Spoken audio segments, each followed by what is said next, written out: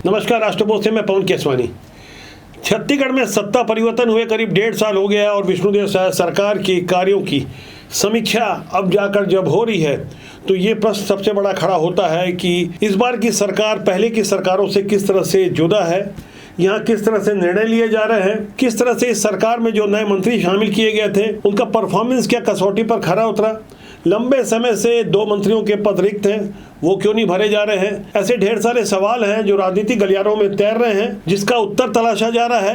कयासों का दौर है, कयास तो कोई कुछ भी लगा सकता है। लोग तरह तरह के प्रश्न करते हैं। किसी भी राज्य में सत्ता के विरुद्ध उंगली उठती है क्योंकि जो काम करते हैं उन्हीं में गलतियां खोजी जाती है। सत्ता मिलने के बाद भारतीय जनता पार्टी के कार्यों की भी समीक्षा हो रही है।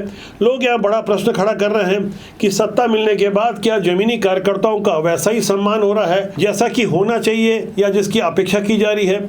ऐसे हालात में छत्तीसगढ़ के पुराने संगठन के प्रभारी संजय जोशी का छत्तीसगढ़ आगमन हो रहा है।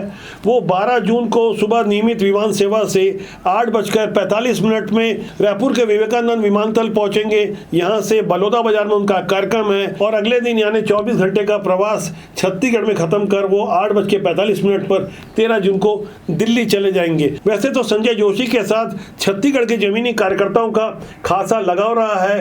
वो समय समय पर छत्तीसगढ़ आते रहे हैं, लेकिन इस बार जब संजय जोशी छत्तीसगढ़ आ रहे हैं तो इस बार भी उनके साथ उनके पुराने समर्थक रहेंगे, कुछ जाने पहचाने चेहरे और कुछ अनजान चेहरे।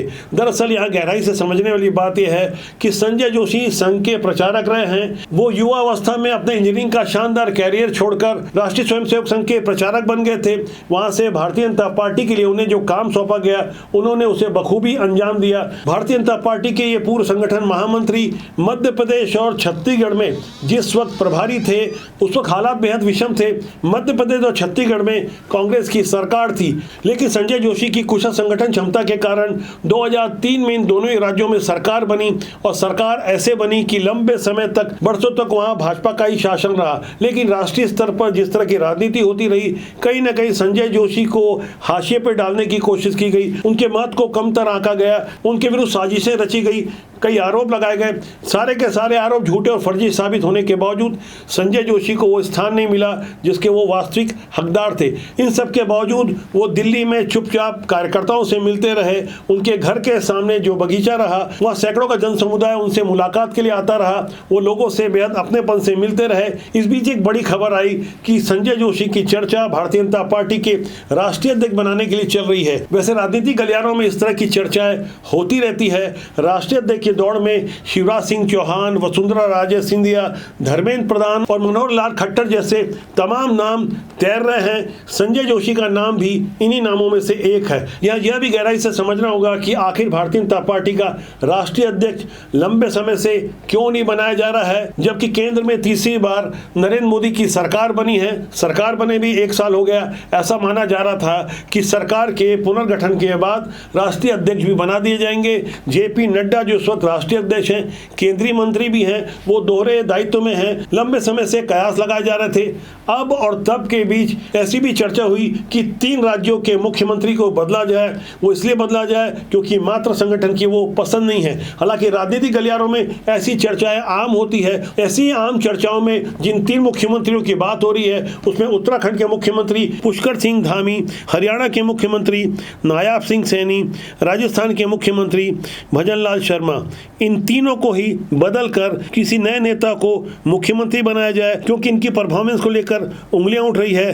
हरियाणा में नायब सिंह सैनी दूसरी बार मुख्यमंत्री बनाए गए हैं। ऐसी चर्चा है कि मनोहर लाल खट्टर नहीं चाहते कि नायब सिंह सैनी कंटिन्यू रहे, उनकी जगह किसी और को मुख्यमंत्री बनाया जाए। जबकि राजस्थान के सीएम भजन लाल शर्मा के बारे में भी ये चर्चा है कि वसुंधरा राजे सिंधिया चाहती है कि वो मुख्यमंत्री न रहे। जबकि उत्तराखंड का तो पुराना इतिहास रहा है कि वहां ज्यादा लंबे समय तक कोई मुख्यमंत्री कार्य नहीं करता। यहाँ गौर करने वाली बात है कि पुष्कर सिंह धामी तो अपना विधानसभा चुनाव भी हार गए थे।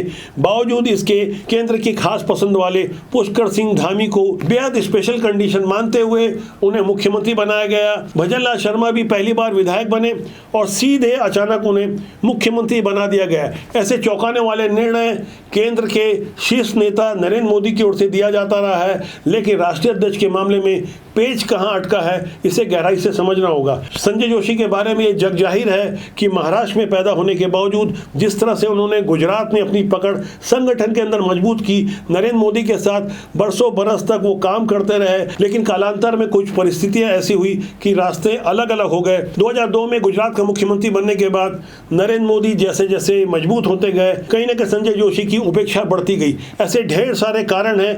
गूगल का दौर है, सोशल मीडिया में तमाम बातें चलती है। अंदर खाने की राजनीति को कभी भी बड़े नेता जिम्मेदारी के साथ खुलकर नहीं कहते, लेकिन बरसों बरस तक जो परिणाम नजर आते हैं उस पर यकीन करना पड़ता है। ऐसे हालात में जब संजय जोशी छत्तीसगढ़ के दौरे पर हैं, जाहिर तौर पर उनके साथ मुलाकात करने वाले, उनके चाहने वाले कम नहीं होंगे, पहले से ज्यादा ही होंगे। छत्तीसगढ़ में भारतीय जनता पार्टी की सरकार है। सरकार बनने से पहले दावा किया गया था कि जमीनी कार्यकर्ताओं की पूछ परख होगी, बुरे वक्त में जिन्होंने साथ दिया था उनका पूरा ख्याल रखा जाएगा।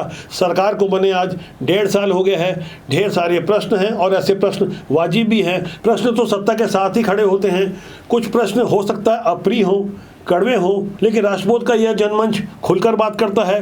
देश के लिए, समाज के लिए राष्ट्रबोध का सूत्र वाक्य है, राष्ट्रहित सर्वोपरि। छत्तीसगढ़ के दौरे पर आने वाले संजय जोशी जी से मुलाकात करने के बाद हम एक और विश्लेषण प्रस्तुत करेंगे, अंदर खाने की वो बात जिसे आपको जानना समझना बहुत जरूरी है। हमारा मानना अच्छे लोगों को राजनीति में आना चाहिए।